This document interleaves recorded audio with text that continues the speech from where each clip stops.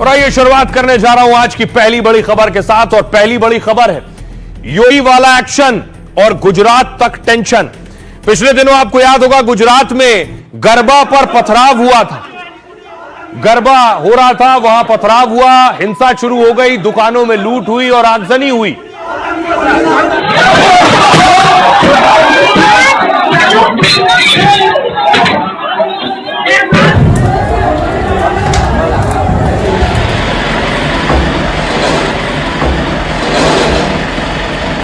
गुजरात में यह सब हुआ 24 सितंबर को गरबा के वक्त। उसके बाद आरोपियों को पुलिस ने पकड़ा, योगी मॉडल अपनाया और फिर परेड कराई गई उन आरोपियों को जिन पर आरोप था हिंसा करने का, आगजनी करने का।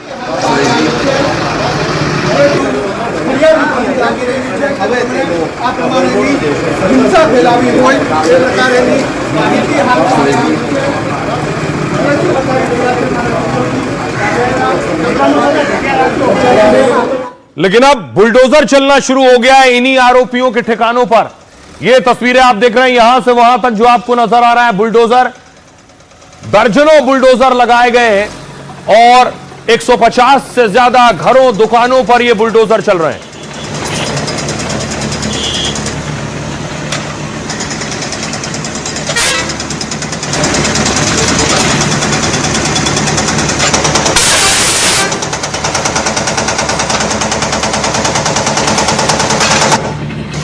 एरियल शॉट आप देख रहे हैं, यहां बहुत से मकान और घर हैं, लाइन से दुकानें, उन सब पर बुलडोजर चल रहा है। दावा है इसी इलाके से भीड़ गई थी, इसी इलाके से उपद्रवी गए थे, जिसके बाद हिंसा हुई।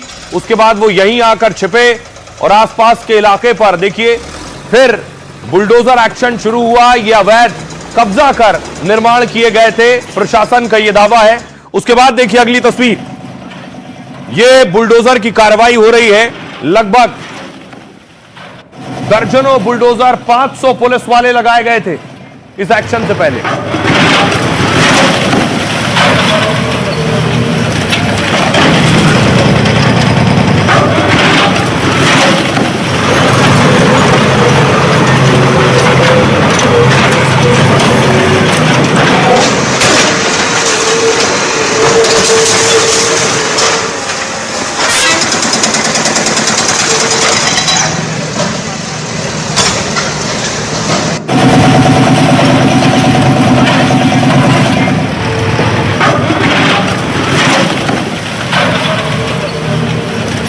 तो हर राज्य में योगी मॉडल फॉलो हो रहा है और प्रशासन को लगता है योगी मॉडल से ही कानून व्यवस्था संभाली जा सकती है और यही एक लौता इलाज है।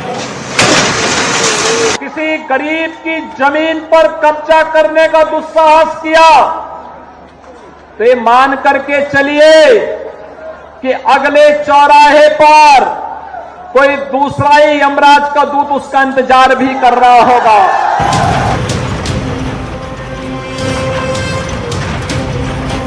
योगी का ये मॉडल अपराधियों के इलाज का बड़ा फॉर्मूला बन गया है। देश में जहां भी उपद्रव, बवाल या कानून से खिलवाड़ होता है उसके बाद गरजने लगता है बुलडोजर। बुलडोजर एक्शन पर बहुत से लोग सवाल भी उठाते हैं, इसे बदले और दिखावे की कार्रवाई तक कहते हैं। मुसलमानों को बदनाम करने के लिए जानबूझकर कार्रवाइयां हो रही हैं, मुसलमानों को सिर्फ और सिर्फ बदनाम करने के लिए।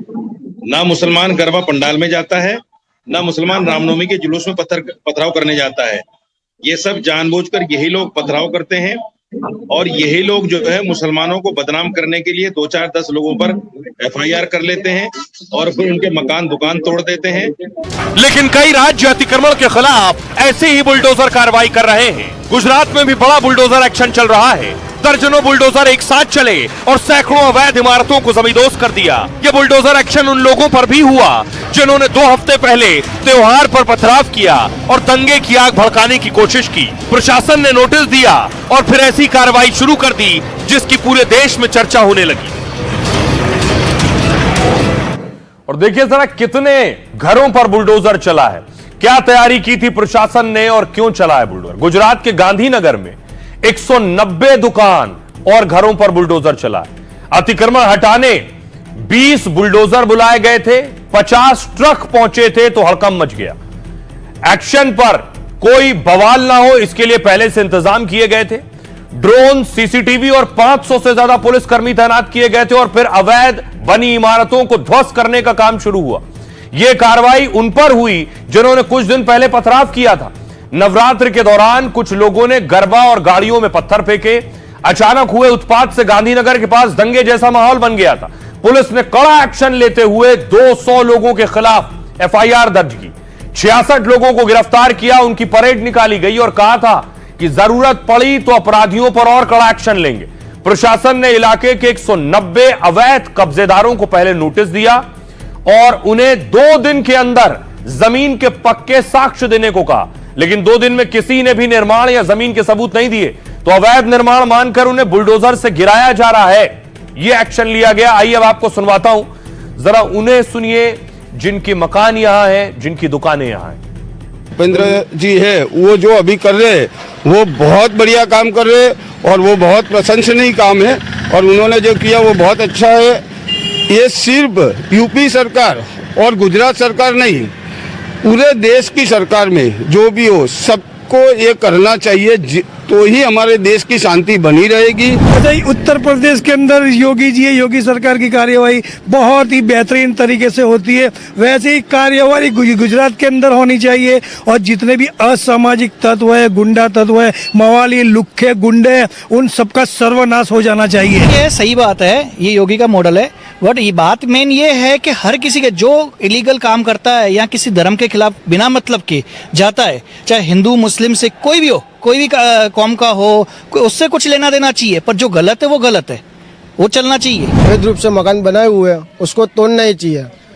जो गरीबों का हक मार के इन लोगों ने गैर कायदेसर कब्जा किया हुआ है, वो सरकार ने जो आज बैजल गांव में किया है वो एकदम 101% सही किया हुआ है। दादा का बुलडोजर अब की बार गुजरात में भी चला है। अहमदाबाद में चंडोड़ा में जो गैर कायदेसर बांग्लादेशी रहते थे उनके वहाँ बुलडोजर चला है। अभी बैयल गांव में जब नवरात्रि का सबसे बड़ा हिंदू लोगों का त्यौहार होता है उस दिन उन्होंने लोगों ने पत्थर मारा, बीच में माहौल आ गया था। अभी ये सरकार की वजह से सब लोग जो बाहर गए हुए, जिसका अभी खुद का मकान है, वो भी वापस आने का शुरू हो जाएगा।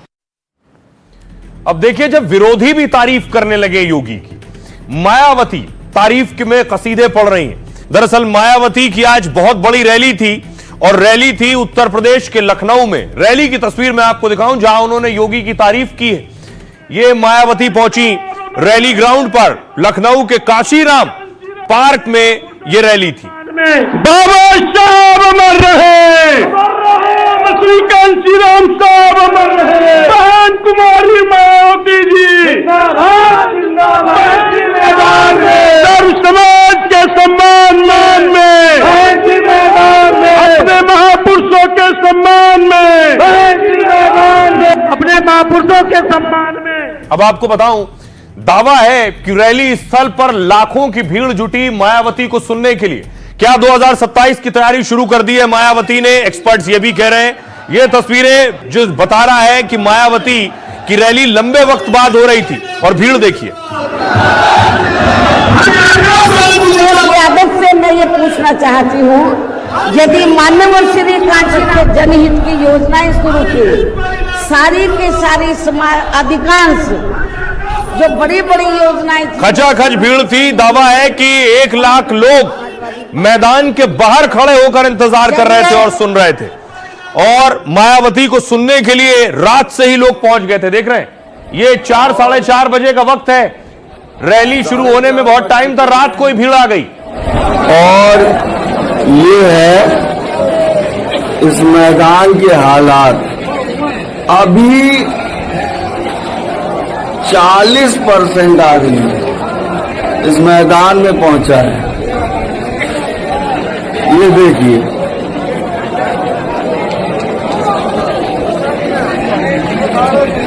यानी सूरज निकलने से पहले ही देखिए लोग पहुंच गए मायावती की रैली के लिए। ऐसा बहुत कम होता है और बहुत कम नेताओं के लिए होता है, लेकिन मायावती ने अपनी रैली में सबको चौंका दिया योगी की तारीफ करके। करीब 9 साल बाद मायावती ने इतनी बड़ी रैली की। लखनऊ में उनकी रैली में 2 लाख से ज्यादा लोग आए। मायावती ने बीजेपी की राजनीति को जातिवादी बताया, लेकिन उन्होंने सीएम योगी की जमकर तारीफ की। कहा योगी सरकार ने पैसा दबाया नहीं, वो सपा जैसे नहीं है। मैं यूपी की योगी सरकार की बहुत बहुत आभारी हूं। कांचीराम और अंबेडकर पार्क आने वालों के टिकट का पैसा योगी के शासन में सपा सरकार की तरह दबा कर नहीं रखा, बल्कि हमारे आग्रह पर पार्क की मरम्मत का पूरा खर्च किया है। जानकार योगी की तारीफ के पीछे मायावती का बड़ा प्लान मानते। वो बीजेपी को अपने दलित वोट बैंक का सीधा खतरा नहीं मानती। बीजेपी ने कभी भी मायावती पर तीखी बयानबाजी नहीं की, मतलब जरूरत पड़ने पर गठबंधन का विकल्प खुला रखना चाहती हैं, लेकिन भतीजे पर जमकर बरसी हैं। रैली में सबसे ज्यादा हमला अखिलेश यादव पर हुआ। सपा सत्ता में होती है तो पीडीए और बहुजन समाज की चिंता नहीं करती है। सपा ने अपनी सरकार में गुंडों, बदमाशों, माफियाओं को ही बढ़ावा दिया है। जब कुर्सी हाथ से जाती है तो सामाजिक न्याय का ठेकेदार खुद को बताने लगते हैं। जनता इनके दोगले और स्वार्थी रवैये को अच्छी तरह समझती है। अखिलेश और आजम की मुलाकात पर भी मायावती ने तंज कसा, मैं किसी से छिप कर नहीं मिलती हूं, जब भी मिलती हूं खुले में मिलती हूं।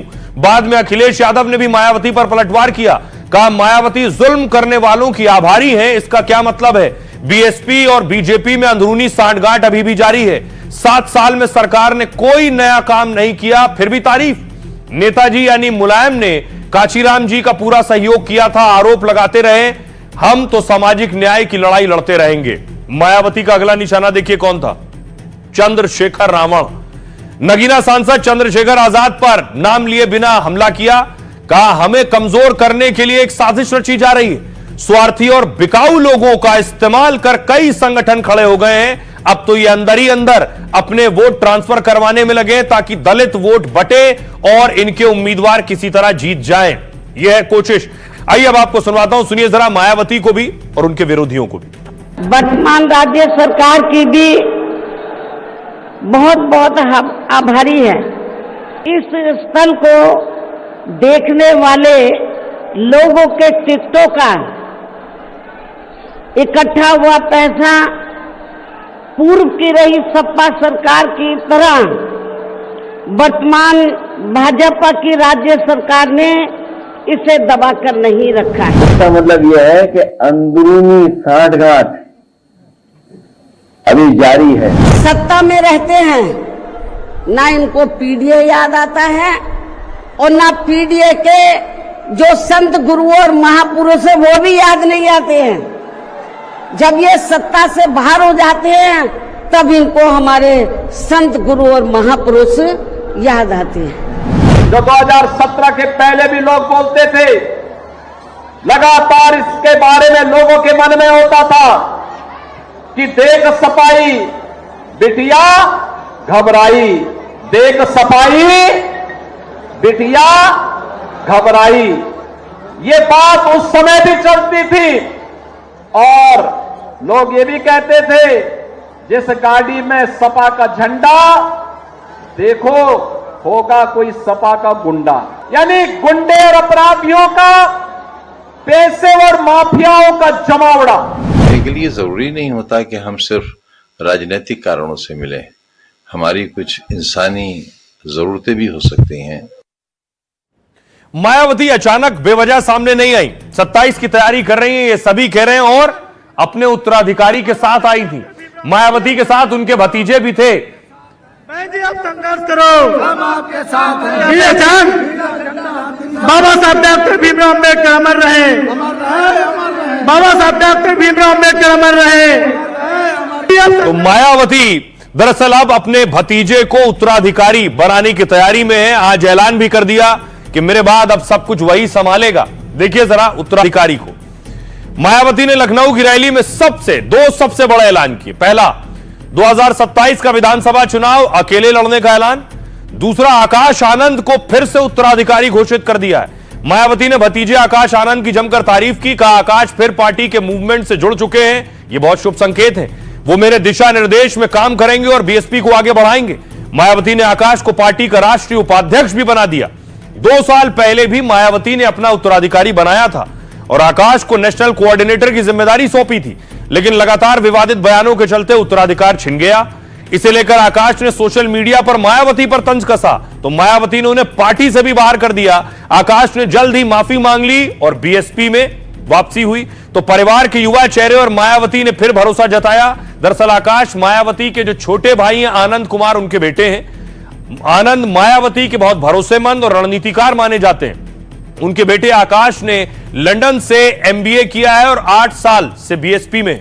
आकाश सिर्फ 30 साल के हैं और रैली प्रचार में खूब सक्रिय रहते हैं। युवाओं को बीएसपी से जोड़ने में आकाश बहुत समय से लगे हुए हैं और इसलिए मायावती ने इस युवा चेहरे को उत्तराधिकारी बनाया है।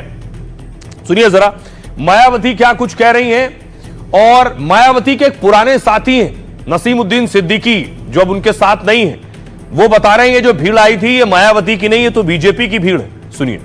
आकाश आनंद के बारे में ये कहना है कि जिस प्रकार से पूरे देश में पार्टी के लोग मान्यवर श्री कांशीराम जी के जीते जी और उनके देहांत के बाद भी हर परिस्थिति में मेरे साथ खड़े रहे हैं, तो मैं भी ये चाहूंगी उसी प्रकार से पार्टी के लोग श्री आकाश आनंद के साथ भी हमेशा खड़े रहेंगे और इनका हर परिस्थिति में पूरा साथ भी जरूर देंगे।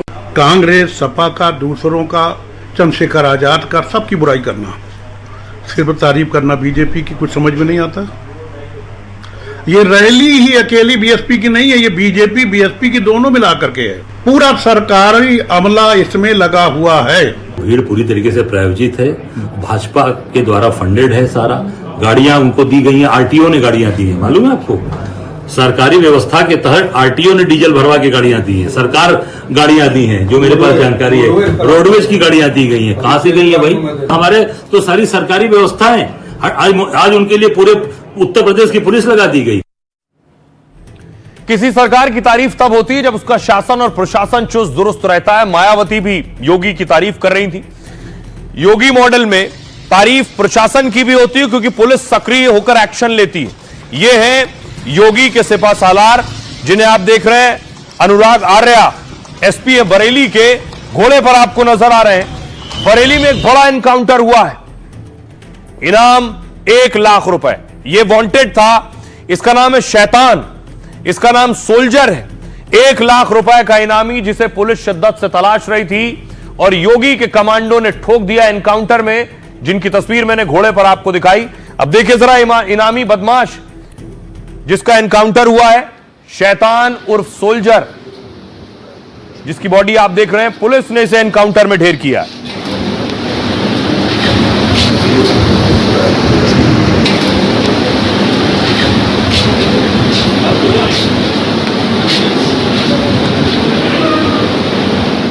देखिए शैतान के पास से क्या कुछ बरामद हुआ है। पिस्टल इसके पास थी, ये बुलेट्स आपको नजर आ रही जो उसने फायर किया है, पुलिस के ऊपर भी फायर किया है।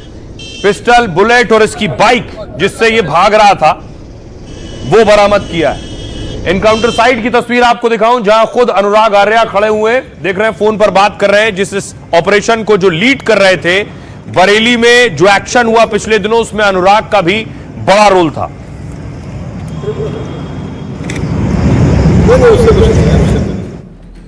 अब देखिए जरा 1 लाख का इनामी कैसे ढेर किया गया। बरेली में खतरनाक इनामी बदमाश का एनकाउंटर हुआ। योगी की पुलिस ने 1 लाख के इनामी शैतान को ढेर किया। डकैत शैतान उर्फ इफ्तिखार हुलिया बदलने में बहुत माहिर था। पुलिस रिकॉर्ड में सोचिए इसके 1-2 नहीं 14 नाम है। बरेली से बहराइच और मेरठ तक 7 जिलों में इसका आतंक है। शैतान पर हत्या, डकैती जैसी गंभीर धाराओं में 19 केस दर्ज थे। शातिर ऐसा कि पकड़े जाने से पहले नाम और चेहरा बदल लेता था।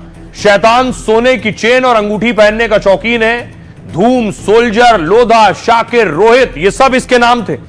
काफी वक्त से शैतान पुलिस के लिए सिरदर्द बना हुआ था और पुलिस को सूचना मिली कि शैतान बाइक से बरेली से जा रहा है।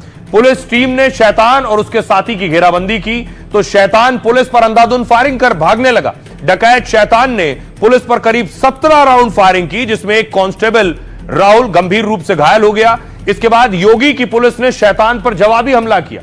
पुलिस की एक गोली उसके सीने और एक खोपड़ी के पार हो गई और सालों से खौफ बना शैतान एनकाउंटर में ढेर हो गया। पुलिस को 1 पिस्टल, 2 मैगजीन, 17 जिंदा कारतूस मिले हैं। शैतान के पास बाइक नंबर, बिना नंबर की बाइक और 28,000 रुपए भी मिले हैं। सुनिए जरा क्या कुछ कह रहे हैं अनुराग आर्या।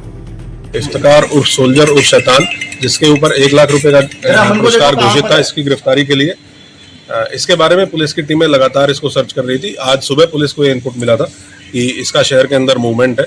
हमारी जो एसओजी टीम्स हैं और थाने की टीम्स हैं उनके द्वारा इसका पीछा किया गया। थाना भोजीपुरा अंतर्गत नैनीताल हाईवे के पास बिलवा पुल के पास में इसके द्वारा पुलिस पार्टी के ऊपर फायर किया गया। पुलिस के द्वारा घेर के इसको गिरफ्तार करने का प्रयास किया गया, लेकिन ये और इसका एक और साथी, दोनों लोग मोटरसाइकिल से थे, इनके द्वारा लगातार पुलिस पार्टी पे फायर किया गया। आत्मरक्षा सेल्फ डिफेंस में पुलिस के द्वारा भी कंट्रोल्ड फायरिंग की गई, जिसमें इसको गोली लगी। दूसरा साथी इसका फरार हो गया। इसको सीएससी हॉस्पिटल जब भेजा गया तो वहां से इसको रेफर किया गया जिला अस्पताल में ब्रॉड डेड डिक्लेयर कर दिया गया है। योगी मॉडल की तारीफ होती है। तारीफ क्यों होती है ये मैं आपको बताऊं। उसके पीछे वजह यह है कि पुलिस एक्शन में रहती है। कोई भी आदमी क्राइम कहीं करता है फौरन उसे सजा मिलती है। देख रहे हैं लोग शपथ ले रहे हैं। बागपत की तस्वीरें हैं कि अब अपराध नहीं करेंगे। मैं महिलाओं बालिकाओं की सुरक्षा व सम्मान के लिए संकल्पित रहूंगा। हिंसा, अपराध, भेदभाव से दूर रहूंगा। सम्मान, गरिमा के साथ व्यवहार करूंगा। गंदी दृष्टि, गंदे बोल से परहेज करूंगा। तो योगी के इस मॉडल का विरोधी आलोचना और निंदा भी करते हैं। देश के सबसे बड़े सूबे में अपराध पर सबसे तेज एक्शन हुआ। राष्ट्रीय अपराध रिकॉर्ड ब्यूरो यानी एनसीआरबी का जो आंकड़ा है वो कहता है कि अपराध दर 335 यूपी में रही, जबकि राष्ट्रीय औसत 448 है। एनसीआरबी के मुताबिक 2017 के बाद यूपी में कोई बड़ा दंगा नहीं हुआ, जबकि 12 से 17 के बीच 5 साल में यूपी में 815 दंगे हुए थे। अपराध पर कंट्रोल के पीछे जानकार योगी मॉडल को वजह मानते हैं। यूपी में 8 साल में 14,000 से ज्यादा एनकाउंटर हुए, 30,000 से ज्यादा अपराधी और माफिया गिरफ्तार हुए, 9,000 को गोली लगी और 250 अपराधी एनकाउंटर में ढेर हुए। जिस बुलडोजर एक्शन की पूरे देश में चर्चा होती है उसकी शुरुआत 2020 में यूपी में योगी ने की। बुलडोजर पर सुप्रीम कोर्ट ने गाइडलाइन और सवाल उठाए, लेकिन योगी के नियम का पालन करने को लेकर तारीफ भी की, यानी नोटिस और कानून के दायरे में रहकर बुलडोजर एक्शन किया है। सुनिए जरा क्या कुछ कह रहे हैं योगी आदित्यनाथ और अखिलेश यादव। आज भारतीय जनता पार्टी की डबल इंजन की सरकार है। अपराध और अपराधियों के लिए जीरो टॉलरेंस की नीति के तहत कार्य कर रही है। अगर बेटी की सुरक्षा में सेंध लगाया तो मान करके चलिए कि अगले चौराहे पर यमराज उसका इंतजार कर रहा होगा।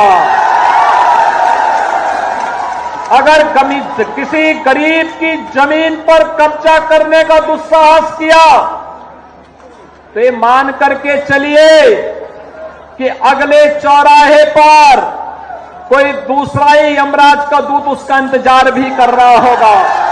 चीफ जस्टिस ऑफ इंडिया, उन्होंने बुलडोजर के खिलाफ बोला दूसरे देश में जाकर के। सुनने में आया कि वो संगी साथी बीजेपी का साथी है जिसने जूता फेंका। बुलडोजर संस्कृति के खिलाफ है हम लोग, और गरीब के ऊपर बुलडोजर है उसके पूरा खिलाफ है। आखिर बसने किसने दिया, रहने किसने दिया? आप उनको हाउसिंग नहीं दे रहे, उनको नौकरी नहीं दे रहे, उनको जॉब नहीं करने दे रहे।